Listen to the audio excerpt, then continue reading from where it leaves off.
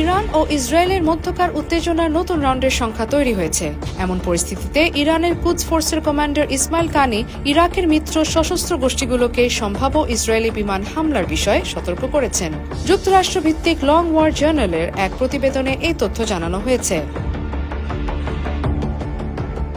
প্রতিবেদনে বলা হয়, সম্প্রতি বাগদাদে ইরানপন্থী মিলিশিয়া নেতাদের সঙ্গে বৈঠক করেন কানি। এটিকে বিরল ও সরাসরি হস্তক্ষেপ হিসেবে দেখা হচ্ছে। ইরাকের অভ্যন্তরে ইসরায়েলি হামলার আশঙ্কা সম্পর্কে তেহরান উদ্বিগ্ন রয়েছে।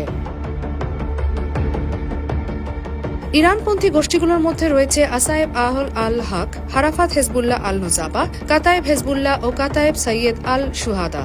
তারা সম্প্রতি ইরানের প্রতি সমর্থন জানালেও এখন পর্যন্ত ইরান ইসরায়েল সংঘাতে সরাসরি সক্রিয় অংশ নেয়নি।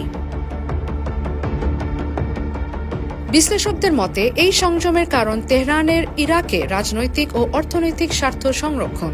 প্রতিবেশী দেশটি ইরানের জন্য একটি গুরুত্বপূর্ণ অর্থনৈতিক করিডোর হিসেবে ব্যবহৃত হয়, যেখানে প্রতি বছর আনুমানিক $1 বিলিয়ন অবৈধ তেল আয়ের যোগান আসে।